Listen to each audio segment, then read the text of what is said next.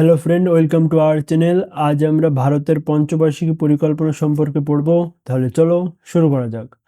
পঞ্চবার্ষিকী পরিকল্পনা। পঞ্চবার্ষিকী পরিকল্পনা কি? সরকার আগে 5 বছরের জন্য উদ্যোগ নিত, দেশের উন্নতি করবে, এ করবে, তা করবে, সেটাই হলো পঞ্চবার্ষিকী পরিকল্পনা। প্রথম পঞ্চবার্ষিকী পরিকল্পনা, এটি 1951 থেকে 56 সাল পর্যন্ত চলেছিল। হ্যারোড ডোমার মডেলের ওপর ভিত্তি করে এটি তৈরি করা হয়েছিল। প্রথম পঞ্চবার্ষিকী পরিকল্পনা হ্যারোড ডোমার মডেলের ওপর ভিত্তি করে তৈরি। এই সময় ভাকরানাঙ্গাল বাঁধ, দামোদর ঘাটি বাঁধ ও হীরাকুদ বাঁধ তৈরি করা হয়েছিল। কৃষিক্ষেত্রের ওপর বেশি জোর দেওয়া হয়েছিল, খাবারের ওপর আত্মনির্ভরশীল, এবং এই পঞ্চবার্ষিকী পরিকল্পনাটি সফল হয়েছিল। প্রথম পঞ্চবার্ষিকী থেকে মনে রাখবে, হ্যারোড ডোমার মডেলের উপর ভিত্তি করে তৈরি, আর ভাকরানাঙ্গাল বাঁধ, দামোদর ঘাটি বাঁধ আর হীরাকুদ বাঁধ তৈরি করা হয়েছিল। দ্বিতীয় পঞ্চবার্ষিকী পরিকল্পনা, এটি 1956 থেকে 61 সাল পর্যন্ত চলেছিল। পিসি মহালনবিশ এটি তৈরি করেছিল। এই সময় কিছু লৌহ ইস্পাত কারখানা তৈরি হয়, যেমন দুর্গাপুর লৌহ ইস্পাত কারখানা, রাউরকেল্লা আর ভিলাই লৌহ ইস্পাত কারখানাগুলি তৈরি করা হয়েছিল। দুর্গাপুর লৌহ ইস্পাত কারখানা, যেটি পশ্চিমবঙ্গে অবস্থিত, কার সহায়তায় তৈরি করা হয়েছিল? ইংল্যান্ডের সহায়তায় তৈরি করা হয়েছিল। রাউরকেল্লা লৌহ ইস্পাত কারখানা, এটি উড়িষ্যায় অবস্থিত, জার্মানির সহযোগিতায় তৈরি। ভিলাই লৌহ ইস্পাত কারখানা, যেটি ছত্তিশগড়ে অবস্থিত, রাশিয়ার সহযোগিতায় তৈরি। এই দ্বিতীয় পঞ্চবার্ষিকী পরিকল্পনায় অনেক লোন নেওয়া হয়, ফলে এটি হয়ে যায় অসফল। দ্বিতীয় পঞ্চবার্ষিকী থেকে কী কী মনে রাখবে? পিসি মহালনবিশ তৈরি করেন, দুর্গাপুর, রাউরকেল্লা, ভিলাই, এইসব লৌহ ইস্পাত কারখানাগুলো তৈরি হয়েছিল। তৃতীয় পঞ্চবার্ষিকী পরিকল্পনা, এটি 1961 থেকে 66 সাল পর্যন্ত চলেছিল। কৃষি ও কোম্পানির ওপর জোর দেওয়া হয়েছিল, অর্থাৎ কৃষি আর কোম্পানি তৈরি করতে হবে, সেসবের উপর জোর দেওয়া হয়েছিল। বোকারো লৌহ ইস্পাত কারখানা, দেখো একটাই, শুধু 3টে লৌহ ইস্পাত কারখানা দ্বিতীয় পঞ্চবার্ষিকী পরিকল্পনায়, আর শুধু এই একটা লৌহ ইস্পাত কারখানা বোকারো লৌহ ইস্পাত কারখানা, এটা শুধু তৃতীয় পঞ্চবার্ষিকী পরিকল্পনায় তৈরি করা হয়েছিল। এইটাই দেখবো পরীক্ষায় দেবে ঘুরিয়ে ফিরিয়ে, যে বোকারো লৌহ ইস্পাত কারখানা কোন পঞ্চবার্ষিকী পরিকল্পনায় তৈরি? তৃতীয় পঞ্চবার্ষিকী পরিকল্পনায় তৈরি। বোকারো লৌহ ইস্পাত কারখানা কোথায় অবস্থিত? ঝাড়খণ্ডে অবস্থিত। কার সহযোগিতায় তৈরি করা হয়েছিল? রাশিয়ার সহযোগিতায় তৈরি করা হয়েছিল। 1962-তে চীনের সাথে যুদ্ধ, এই যুদ্ধের কারণে নেহেরুর প্যানিক অ্যাটাক আসে আর মারা যায়। নেহেরু জীবনে ভাবতে পারেনি যে চীন আমাদের উপর আক্রমণ করবে, সেই টেনশনেই নেহেরু টপকে যায়। 1965-তে পাকিস্তানের সাথে যুদ্ধ, 1963-তে ভীষণ খরা। লাল বাহাদুর শাস্ত্রী এই সময় বলেছিল জয় জওয়ান জয় কিষান, এবং এই ঘোষণা করে দেয় যে 3 বছর কোনো কিছুই হবে না, অর্থাৎ 3 বছর কোনো পরিকল্পনা হবে না, 1966 থেকে 69। বোকারো লৌহ ইস্পাত কারখানা, 62-তে চীনের সাথে যুদ্ধ, 65-তে পাকিস্তানের যুদ্ধ, 63-তে ভীষণ খরা, অর্থাৎ বৃষ্টি হয়নি। আর লাল বাহাদুর শাস্ত্রী জয় জওয়ান জয় কিষান উক্তিটি দিয়েছিল কোন পঞ্চবার্ষিকী পরিকল্পনায় দিয়েছিল? তৃতীয় পঞ্চবার্ষিকী পরিকল্পনার সময় দিয়েছিল। এই 66-র পরে 3 বছর কোনো কিছু হয়নি, কি করে হবে? এই সময় 62-তে চীনের সাথে যুদ্ধ হয়ে গেল, 65-তে পাকিস্তানের সাথে যুদ্ধ, 1963-তে ভীষণ খরা, বৃষ্টি হয়নি, ফসল নষ্ট, ফলে এই সময় সবুজ বিপ্লব আনা হয়।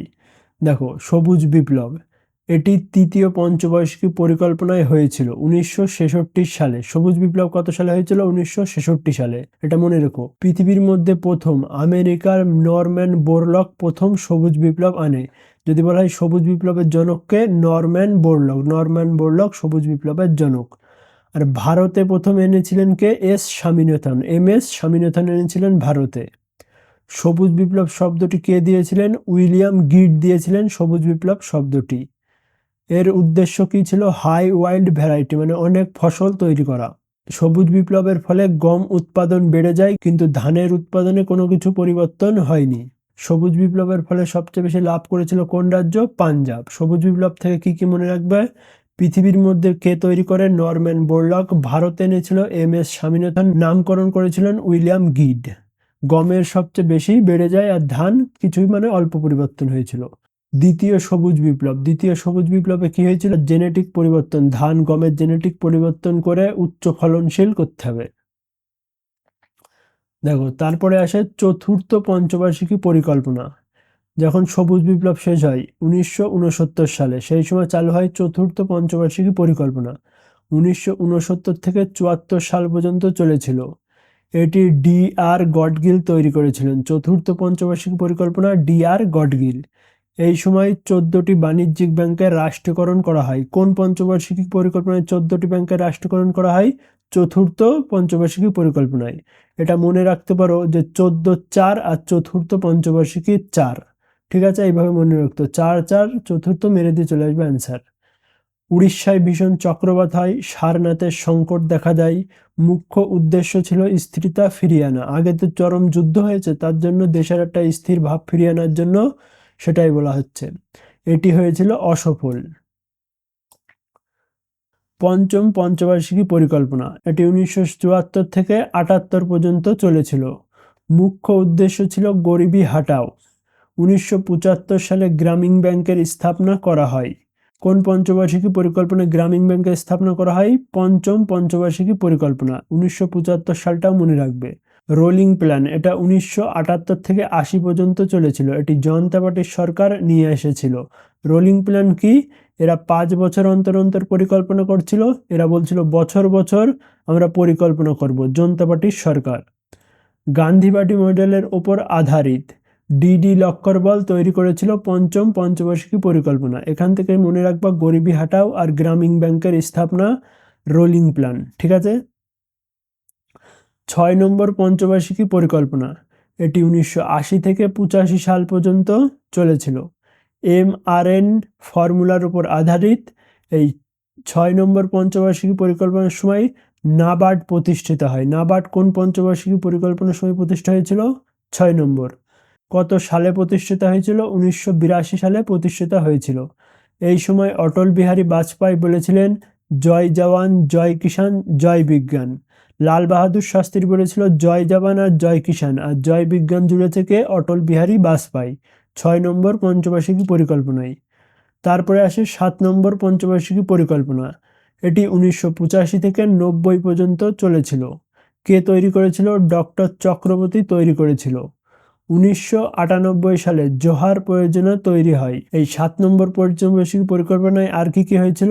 ইন্দিরা আবাস যোজনা অর্থাৎ ঘর দেবে, consumer protection act, food for work programme, আর সেবির গঠন করা হয়েছিল। এই চারটেও মনে রাখতে হবে তোমাদের। আর সেবিটা বেশি মনে রাখবে। সেবি গঠন হয়েছিল 1988 সালে, আর রাষ্ট্রীয়করণ বা মান্যতা বেশি পেয়েছিল 1992 সালে। 7 নম্বর পঞ্চবার্ষিকী পরিকল্পনা। 8 নম্বর পঞ্চবার্ষিকী পরিকল্পনা, এটি 1992 থেকে 97 পর্যন্ত হয়েছিল। এটি 2 বছর পর চালু হয়েছিল। মোহন সিং চালু করেছিল জন ডাব্লিউ মুলার মডেলের ওপর তৈরি। এলপিজি মডেল বলা হয় একে। প্রাথমিক শিক্ষার ওপর জোর দেওয়া হয়েছিল, সার্বভৌমিক বিকাশ দেওয়া হবে। বেশি ইম্পর্টেন্ট না। 9 নম্বর পঞ্চবার্ষিকী পরিকল্পনা, এটি 1997 থেকে 2002 সাল পর্যন্ত চলেছিল। অমর সেন মডেলের ওপর তৈরি। এই সময় কার্গিলের যুদ্ধ হয়েছিল। কার্গিলের যুদ্ধ 9 নম্বর পঞ্চবার্ষিকী পরিকল্পনা 1999। এটাও মনে রাখবে। পরমাণু পরীক্ষা হয়েছিল এবং এটি সফল হয়েছিল। 10 নম্বর পঞ্চবার্ষিকী পরিকল্পনা 2002 থেকে 7 শিক্ষার উপর বেশি জোর দেওয়া হয়েছিল। 11 নম্বর পঞ্চবার্ষিকী পরিকল্পনা 2007 থেকে 12 পর্যন্ত চেয়েছিল বন বৃদ্ধি করতে হবে, অর্থাৎ গাছপালা লাগাতে হবে উদ্দেশ্য ছিল, কিন্তু বন বৃদ্ধি তো হয়নি, পরবর্তীতে বনের পরিমাণ কমে গিয়েছে। 12 নম্বর পঞ্চবার্ষিকী পরিকল্পনা, এটা ইম্পর্টেন্ট আছে 2012 থেকে 17। দেখো এই যে 10 নম্বর 11 নম্বর 12 নম্বর এইগুলো দেখবা যে কি ইম্পর্টেন্ট সেগুলো দেবে না, এগুলো দেবে সাল। যে 11 নম্বর পঞ্চবার্ষিকী পরিকল্পনা কত সালে হয়েছিল? 2007 সালে। এরকম এইগুলো মুখস্থ করে রাখবে, এইগুলোর সালগুলো ইম্পর্টেন্ট। 12 নম্বর পঞ্চবার্ষিকী পরিকল্পনা, এটি কবে চালু হয়? 2012 থেকে 2017 পর্যন্ত চলেছিল। পরমাণু শক্তি বৃদ্ধি, ন্যাশনাল ফুড সিকিউরিটি অ্যাক্ট 2013 সালে আনা হয়েছিল। প্রধানমন্ত্রী জনধন যোজনা 2014 সালে আনা হয়েছিল। মেকিং ইন্ডিয়া প্ল্যান 2014 সালে। ন্যাশনাল ফুড সিকিউরিটি অ্যাক্ট, প্রধানমন্ত্রী জনধন যোজনা আর মেকিং ইন্ডিয়া, এগুলো সব 12 নম্বর পঞ্চবার্ষিকী পরিকল্পনায়। আর এই সালগুলো মনে রাখবে 2013, 14, আর এটাও তো 14ই লেখা। ঠিক আছে। এরপর থেকে এইসব পঞ্চবার্ষিকী পরিকল্পনাগুলো নীতি আয়োগের সাথে মিলিয়ে দেওয়া হয়। এরপর থেকে সরকার কি করলো না করলো তোমাদের জেনে লাভ নেই, যা হচ্ছে দেশের উন্নতি হোক।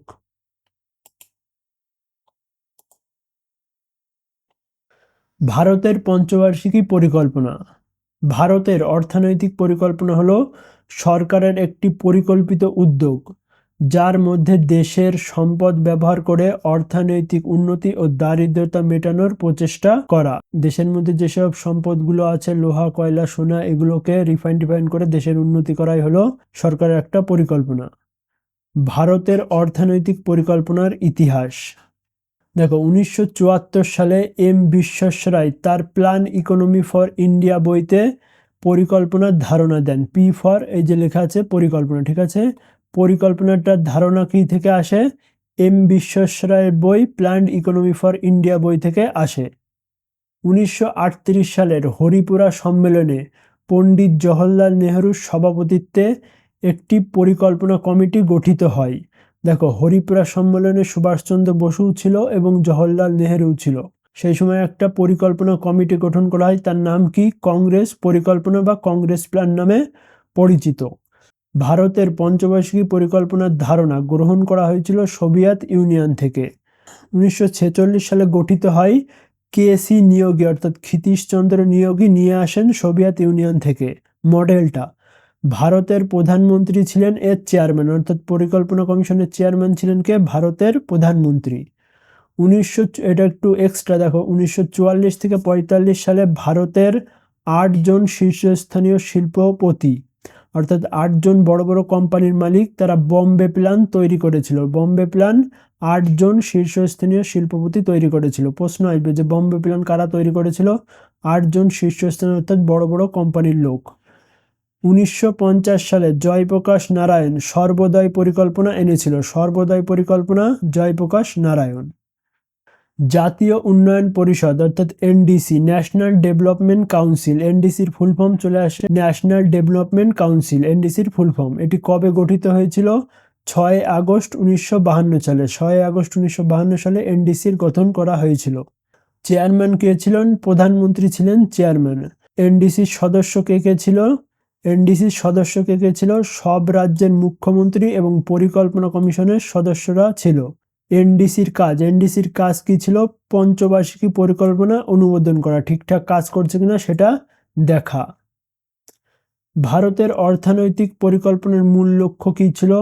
অর্থনৈতিক উন্নয়ন প্রচার করা, সামাজিক ন্যায় বিচার করা, পূর্ণ কর্মসংস্থান দেওয়া, দারিদ্রতা কমাবে। Thanks for watching. ভিডিওটা ভালো লাগে থাকলে একটা লাইক করো, কোনো ডাউট থাকলে কমেন্ট করো এবং চ্যানেল নতুন হয়ে থাকলে সাবস্ক্রাইব করো। আর পিডিএফটা পাওয়ার জন্য টেলিগ্রাম চ্যানেলে জয়েন করো।